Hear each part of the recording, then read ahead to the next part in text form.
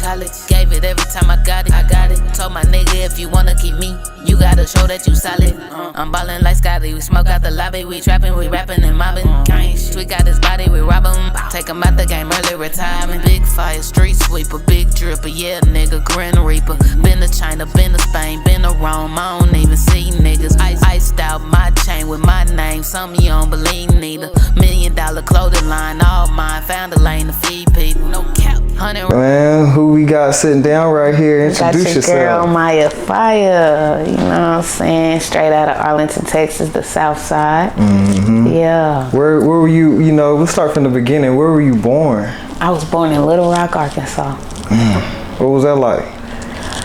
Different from here for sure. Like more poverty to me. It's like, you know, the crime rate is high down there. It's bad down there, but it's family, you know. It's love down there. It's country. I like it. Okay. Keep going back and forth. It's good to see. All my family still stay down there, so. So you gotta like, what made you come out to Arlington though? My mom, she wanted a better life, so she moved to Texas and hopped out on faith, and it kind of didn't work, but then it started working, you know. So we just stayed. What kind of what kind of student were you in high school? I always moved different high schools, to be honest. I went to 4 different high schools, so it got to a point where I was social, but it's like once I left Summit and all of that, I was just like, just solo kind of. Hanged with one person. I had one friend the whole time, and then I went to the military, and that's when I just became a little bit popular. But being a woman in the military is, you know, is wild because y'all carrying weapons and y'all gotta like deal with majority men. Yeah. You know, what was that experience like?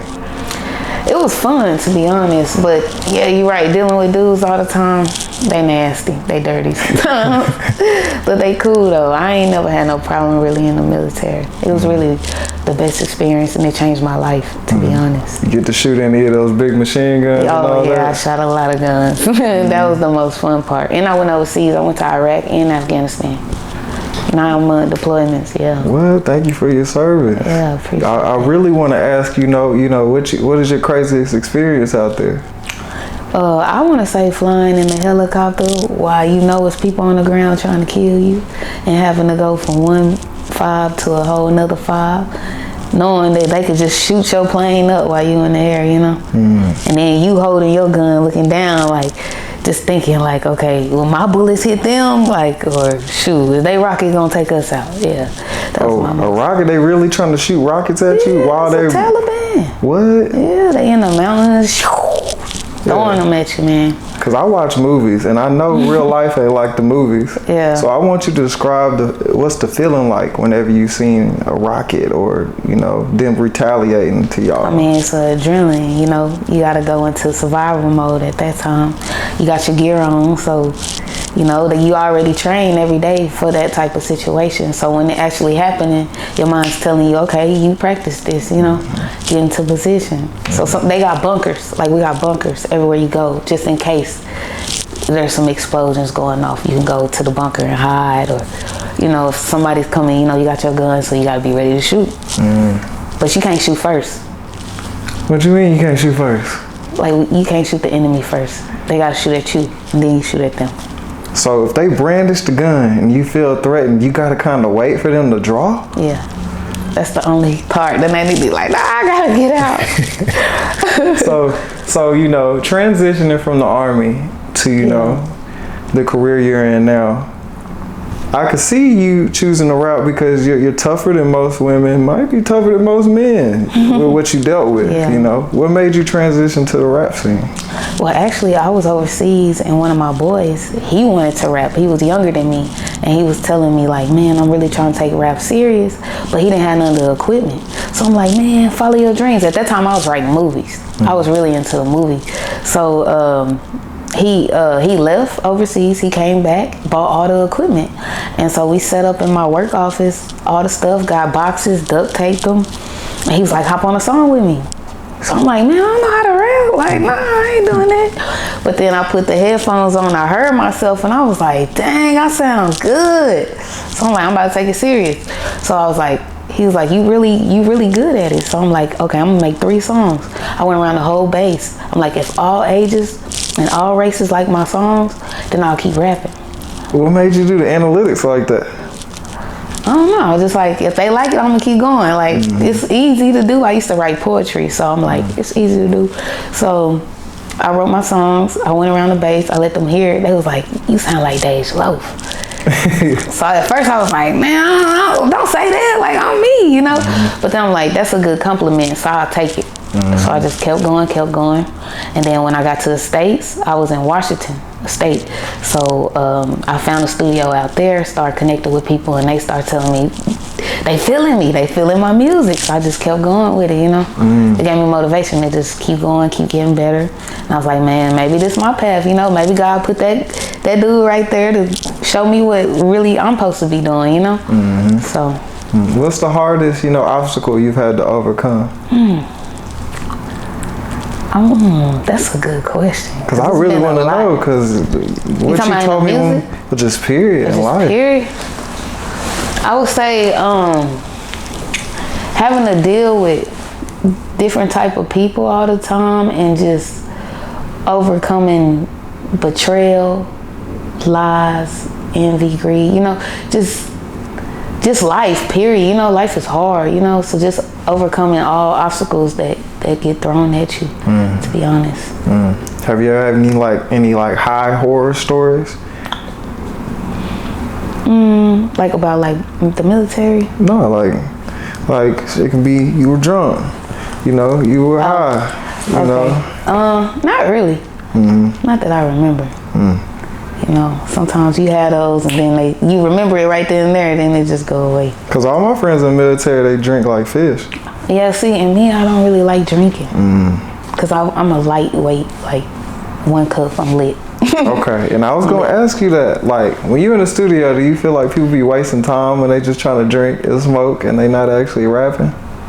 Yeah, you are wasting time, because while you doing all that, you could be, making your hit. You really don't need it. It just make people feel good and enhance you a little bit. But I can make music without getting lit. What's your process like? My process? I'm a writer, so I like to hear the beat, and then I'm off the top. I'm freestyling melodies or how to flow it in my head or out loud. I record it on my phone, and then I get to writing my bars, and then I get to recording. Wait, you write on paper? I write on paper and my phone, the notes. Okay, because I've seen a lot of that punching in. Yeah. How do you feel about punching in? I feel like punching in makes your craft a little bit better. Just because when you punch in, say you want to hit a high note that you're not going to be able to hit if you didn't punch in, that would make your song sound much better, So I feel like punching in is necessary, because I feel like punching in makes everything perfect, because you could be like, I'll cut that out, boom, and then find the perfect chorus. Yeah, exactly. Who do you feel like working with in the future? That's already major? Or yeah. What? Oh, I got a lot. I got a little list. I'm gonna work with Future. That's my favorite. Rest in peace, Dolph. It would have been him, but I gotta go for Key Glock too. Kevin Gates, Boosie. Let's go to the females. Nicki, of course. I'll work with Coyle. Oh yeah, Coy crazy. She crazy. Yeah, I'll work with her. Young M.A. I really like. You ever heard of Rocky Bad? Is it 2 A's in there? BHAAD? I think it's Dee or something. Yeah, I was probably loaded and ran across that name. Yeah, I think she's from Detroit or something like that. I work with her, Cash Doll. Okay. Really, a lot of people, man. What was it like being around, Cash Doll? Because she's up and coming and she was local too. I never met Cash Doll though. I just listened to her music growing up. I can't think of the song right now. Oh, I said, I'm over here tricking myself. I thought you said you did work with her. No. I want to work with Cash Doll. I like Cash. Any local artists you work with out here? I worked with. No, actually no. I've been kind of doing my solo thing and working with underground artists. Because there's a lot of female rappers right now. Yeah. like coming up? I try to get with these major people, but they taxing, man, for these features. So when you ask for a feature, like what is that whole process like? Like they just like got a set number, or will they work with you? Yeah, they be like, oh, 1,000, oh, 1,500. But I'm like, dude, some people I don't, no disrespect. Some people I just don't feel like they're that good for me to pay that much too. So I'm just like, nah, I'm good. Without the features, I'm cold by myself. You know, I don't need you on my record. Like I'm looking for more people that's like, I want to work with you because I feel like our sound can make boom a hit. You know, more than just you worried about transactional relationships. I don't like transactional relationships. You know, because how would you make a song and y'all don't have a vibe? Right. Yeah. You know, to you it's just money in your pocket. To me, I'm more like, let's push it, let's do this, let's do that. And some people, they won't take your craft as serious, you know, when they're focused on their own already and already in a higher place. So that's just come with people that feel like they're just entitled. Yeah. You know, Facts. but the talent, who knows, you know, if you pop, they gonna come back, tax Facts. them. Facts. That's all you gotta do. Tell people about the brand.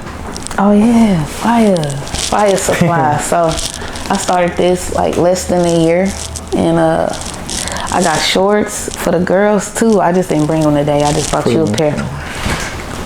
But I got the men clothing line, women clothing line, Fiyah Supply. It stands for Fierce, Intelligent, Young, and Hype. You know, and then the supply I put on there because in the military I used to work supply. So I'm like, well, I did supply, and this is Fiyah, it's supply. I'm giving it to you. It's dope. You know what I mean? It's gonna look dope on you. So what made you get into the clothing scene? Because I feel like, you know, you always need more than one source of income, one different hustle, and you know, rap ain't gonna just work off the top for everybody, you know, and you gotta pay for it. So why not come up with a way to get your music out there more and to put more money in your pocket? So I'm like, I could start a clothing line with my name, like Fiyah. It's hard. It's flames, you know. I could do so many different designs with it, and people would like it, and people do like it, and they want to wear it. So it's like, that's an opportunity for me to be like, hey, and you know, this my brand. It goes with my music. Look up my music.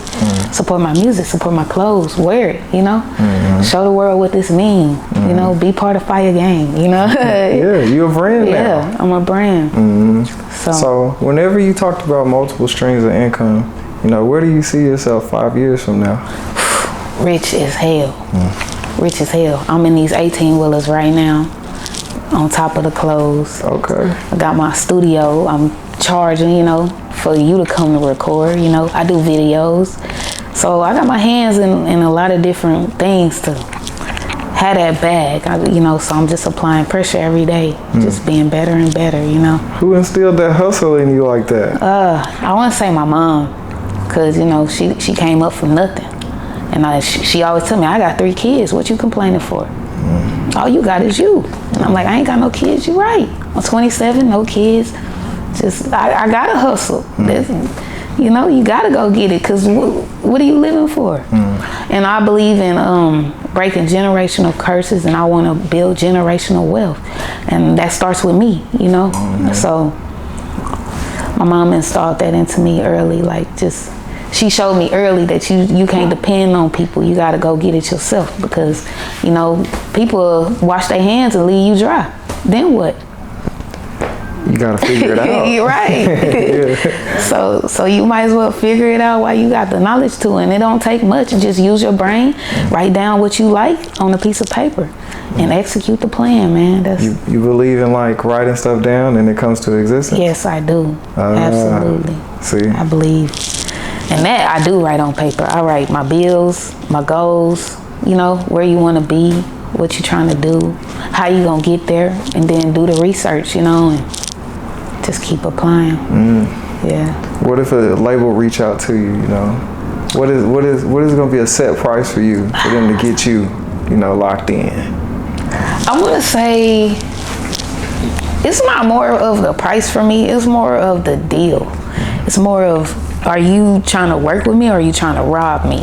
Like, what are you trying to do? Are you trying to help my career be sustainable and for me to not be stressed out, worried about you stealing money and millions from me? And I'm just looking for somebody that could push me on a distribution level, you know, more than just me getting a loan from them and being in debt by owing you albums and albums and albums, and I'm stuck, trapped, because I got these chains and all this unnecessary stuff, you know, just to make myself look cooler or whatever, you know. So you feel like nowadays it's just more social media and not hand to hand? Yeah. And it's terrible. And nowadays it's like when you even just meet a person on the street and you're like, hey, give me a chance. It's like people look at you like, well, you know. But you know, I started watching videos in the 80s. Everybody stuck together with the music, like Rick James, you know, Prince and all of them. They made cliques and it was like, okay, you're good, let's rock out. They had groups. Now everybody's so for themselves, you know. The world has changed so much. When people like ask you about, they don't ask you about rap. It's more of like antics and followers. Yeah, it's like, oh, well, you don't have enough following, or oh, you don't have a lot of views. I'm still hard. Yeah. It don't matter about the views. It's gonna get there one day. I just gotta get people like you to listen. But you gotta think it's a game now. You know, people are buying views. Yeah, I heard. How do you feel about that trick? That's terrible. But I don't think I don't want to do that. I want a natural crowd, like a natural fan base. I don't want to have to cheat the system and be a numbers game to me. It's not about numbers. It's about long living, lasting music that people want to hear forever, even when you're not here anymore. That's what we should be working on creating, not just creating stuff for views and fast money, you know? Like microwave music. Yeah, microwave music. I'm gonna listen to today, but I'm gonna forget about 2 months from now. I'm not even gonna remember what you said, you know? So. What's your favorite movie of all time? Paid in Full. Classic. Why Paid in Full? Man, the hustle. The hustle. Yeah. The hustle in that movie, and it has passion, and it shows you, because you know his uncle, you know that you have those type of uncles in your family. I mean, I do for sure, so I could relate, I guess, in a way. We call them good haters. Yeah. Good haters. Well, how do you deal with haters? Just ignore them, laugh at them, because you know, keep hating, you'll see. You'll see. Yeah, one day, you know, you'll know how to treat me when, you know, I'm super up. Yeah, when I'm super up. Yeah. Then it's gonna be like, dang, man, I should have did this, shoulda, woulda, coulda, but you didn't. Any bad experiences with somebody, you know, trying to disrespect your craft? Man, okay, so last year, I started open mic in Dallas in Deep Ellum. I was doing it every Saturday. I'm talking about bottle microphone, little speaker. I'm going out there on the block performing. Getting the crowd every weekend. One day I'm setting up. Some guy walks past with a girl, and he says, I could tell she sucks. I said, I ain't even get to rap yet. At first I got mad. I'm like, I'm about to go follow this guy and tell him, you stand right here and you listening. But I was like, you know what? You gonna have those people that's just gonna look at you and say that. You don't even know me to speak that out your mouth. But the best got booed though. Yeah. Eminem, you know, 50 Cent. Even the best comedians get booed. That's true. Have you ever dealt with like a trial and error when it came to a crowd? Not getting booed. I ain't experienced that yet. I don't know how I'm gonna react. How do you think you like react? Would you jump in the crowd, or would you just say something on the mic? Yeah, I'll probably say something on the mic and just try to turn up my energy. You know, to see, and then try to think of, why did I get booed? What did I do wrong? You know, a lot of people really want to know, you know, where does your style come from? My style? I don't know. I really feel like I just pick my own sauce up. What you mean, like rapping wise though? Or just like in general? I mean rapping, clothing, you know, it's kind of like a Master P thing. Like a lot of people ain't doing rapping in the clothes, like hard, and designing their own stuff, making their own music videos, you know. You got like jack of all trades. Yeah, I really just like, I guess I like styles. I like clothes. I like seeing other people drip. So to me, it's like, okay, what would I want to see somebody wearing that's my logo? So I just try to come up with an idea, you know, and just keep looking. But I don't really think I get my style from anybody right now. I watch a lot of 106 in Park. Oh, for real? That's where I get all my style from. Just That's old dope. movies. Just old movies? You know, your brand reminds me of the Hot Boys. For real? Like Juvenile, like 400 Degrees. Oh, that's dope. So that's why I really want to wear that with a camo rag and a white tee. Yeah, yeah, I like that. And I always say it drip with some ones, but you know, however you do it, forces, anything really. Who do you feel like your audience is? Right now, I feel like it's more of the younger age because I'm trying to reach that older crowd though. That's why I'm trying to stay doing like R&B for them because they love it. But when it comes to all the other lanes of the music, I feel like I'm more in the youth and like mid-age group, I would say. So like Neo Soul, Erykah Badu. Well, you talking about my music style? I'm saying like who you want to collab with. Oh, man, it was Erykah Badu for sure. I hear she's always out here. She be at it's called, I think, MediaTek. She be at MediaTek Studios in Dallas a lot. Man, I always miss it when she here, but I love Erykah Badu. But I really want to collab with Lauryn Hill. That's what made me grow dreads, and I always looked up to Lauryn Hill. That woman's phenomenal. She made the Fugees, I felt like. Yeah, for sure. She definitely did. And her voice is just, and what she talks about, you know, she made me want to be like, okay, you don't want to rap about just look at my diamonds, look at my money, look at this. Like, you need to be talking about some stuff to put in these people's head. Watch how you treat yourself, you know, invest your money. You know, don't just listen to people brag about it, let them tell you something. So that's why I'm trying to get into my music to where I'm talking to people, letting them know or letting them know me and what I've been through, you know. I'm trying to be more lyrical in that aspect. I didn't even know that. Yeah. I thought she was just like, you know, gonna do the drill rap, but like every style, you know, I feel like you can switch it up. Yeah. I got a lot of music right now that's unreleased. Working on the 80s album. Yeah. What's the name of the project? I ain't really got a name yet. I ain't got a name yet, but I got a lot of songs for them. And it's gonna be beautiful when it's time to drop, man. It's gonna try and do everything with visuals though, you know, so that way they got a picture to see and they can see inside my mind of what I was trying to say when I'm creating the songs, you know. A lot of people don't know you create your own visuals. Like, how'd you get that mindset to do that? Because a lot of rappers just looking for videographers. Yeah, I think it's because when I was in Washington and I first started rapping, I ran into a videographer and he was 2 hours late to my shoot. I paid him $400. He rescheduled on me at first, and then I had rescheduled the next day because I'm like, he wanted me to record on Sunday, and I'm like, I'm in the military, sir. My friends get drunk on the weekends. They're not gonna be up on Sunday trying to do a video, you know. So then he comes the next day, 2 hours late, and he like, well, you owe me an extra $100 if you want your video. And then he didn't even finish the video. He was 2 hours late. It started raining. He said, oh, we'll finish the rest another day. I said, huh? So I'm like, oh, no. He was like, if you don't give me the $100, I'm not gonna give you your video clips. Start doing stuff like that. So I'm like, what? So I had to meet this dude at Walmart, give him $100, and just to get my video clips. And I'm like, I'm finna edit it myself. I'm finna figure it out. Start YouTubing it. Then I'm like, now I'm finna buy my own cameras. I'm finna just do this myself. I ain't got time for people to be robbing me and playing with me like that. Like, what? Yeah. That was crazy. That's good how you handle that situation. Yeah. And you know, what did he reach out to you when the video dropped? Oh, no, he didn't. No reaction? Did you hear anything in the grapevine? I didn't even drop the video because he didn't even have enough clips.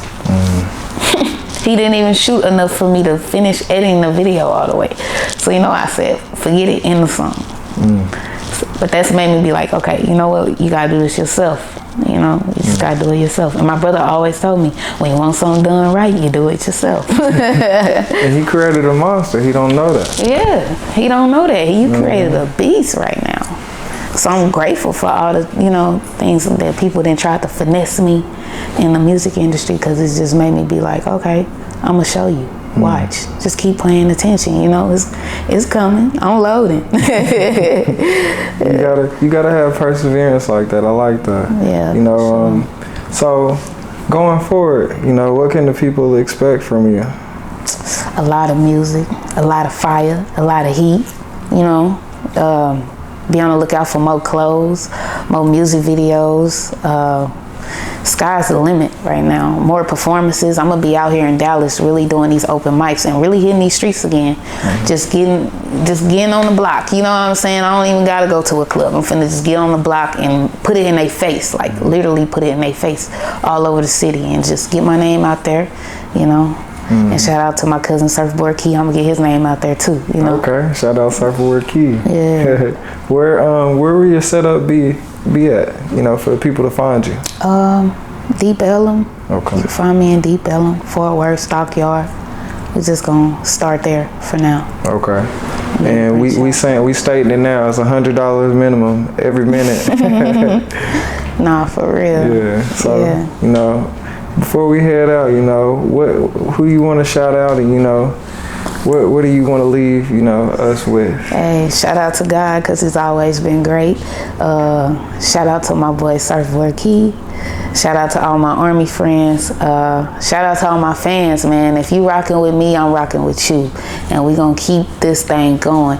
If you like my music and you want to collab, get with me. I'm open for it. You know, I'm trying to connect with people. I'm trying to build a team.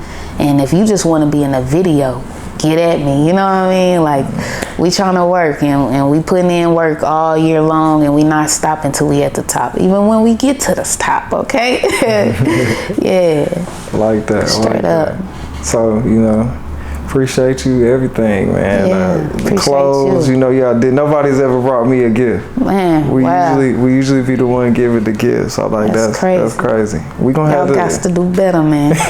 Come here with the gift, man. He taking his time to find out about you. Yeah, we gonna have to do this again. We gotta make you a regular customer, like Boosie or something on TV. For sure. Yeah, just let me know, y'all. Appreciate you. And where can the people find you? What's your Maya Fiyah, MAYAFIYAH. That's my Instagram. You can look me up there for my music, YouTube, Spotify. I'm everywhere. TikTok, Maya Fiyah with another H at the end at gmail.com. If you want to hit me up, send me some beats or something like that. That's about it. You can look me on Facebook, Maya Fiyah. Like, everything's Maya Fiyah. I own the name, so hey. Holla at her, y'all. Holla at me. Appreciate you, Maya Fiyah. Appreciate you, Joey. Appreciate that, man.